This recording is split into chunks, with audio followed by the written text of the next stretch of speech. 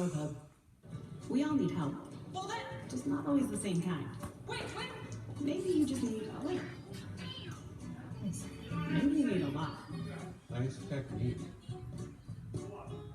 It seems like she's got it, but she might need an extra hand later. And when it comes to taxes, H&R Block can help a little or a lot.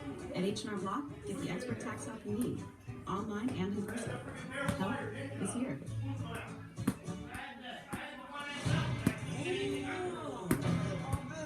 10 years is a long time. I hope we can talk about why you really here. A real man knows when to make the most out of his second chance. You don't want to let West Philly wherever I'm going. The best thing about living outside the city, We have these incredible views. but we do have a bit of an issue with the screens. Purple Walrus. Excuse me. Santa. Look alive. Tomorrow, footwork. At least Geico makes bundling our home and car insurance easy. Helps us save a lot too. For bundling made easy, go to geico.com. Outside, the fans are enjoying inside. The players and coaches just taking it all in on the field as Super Bowl 56 is less than 3 hours away. Today's Super Bowl 56 marks the 15th anniversary of a landmark moment in NFL history. It was in Super Bowl 41 that our colleague Tony Dungy led Indianapolis over the Chicago Bears. Those Bears were coached by Tony's former assistant, Lovie Smith. They were the first 2 black head coaches in Super Bowl history, the Colts winning that game over Smith at the end. Now, shortly before the game, the winner of Super Bowl 43, Mike Tomlin, was hired by Pittsburgh. In 2006, the league had 7 black head coaches, a total that has not been surpassed in any season since.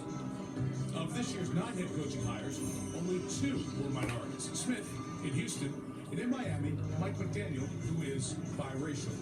Race in the NFL has been a front-burner issue the last 6 years, met by the league with expanded requirements for minority candidate interviews. But the most visible spot in the NFL sideline where the head coach stands. The NFL owners continue to fail, turning their stated intentions into actions. I'll bring in Mike Florio now. Mike, charges of discrimination were part of the lawsuit that Brian Flores, the former Miami head coach, brought against the league and 3 teams a couple of weeks ago. Were they double or triple? The ball is in the NFL's court, and one of the questions is whether or not the NFL will try to take this case out of the court system and put it in a private arbitration setting. That's what the league usually does. But the question is this: if the league is serious about trying to change this problem once and for all, why take it out of a public setting and why put it into private arbitration, especially because the lawyers representing Brian Flores expect other coaches to eventually join this effort. As to Flores, the question of whether or not he'll get a job as a head coach in the NFL in the future will linger. He was a finalist for the Texans job. It went to Lovie Smith. I'm told that his lawyers eventually will amend his lawsuit and make the Texans a defendant for failing to hire him in retaliation for the lawsuit that he's filed. And finally, as to the claim that Dolphins owner Stephen Ross offered $100,000 per loss to Brian Flores in 2019 in order to enhance the draft standing in 2020, there's a real concern that the league is going to be able to prove that that happened. And then the question becomes, what will the NFL do to Stephen Ross, Mike? Those are some of the micros of the moment, Mike. I'm joined by Michael Holley and Michael Smith, who you see on Brother from Another on Peacock, who have been covering the teams here at the Super Bowl. I want to take the opportunity, your experience, guys, to go macro on this. I mean, you guys have been writing about this, talking about this for about 20, 25 years. As the topic comes up now, Michael Smith, do you see it in a different light than the prior conversations? No, not yet. And you just hit on it. We've been talking about this for decades.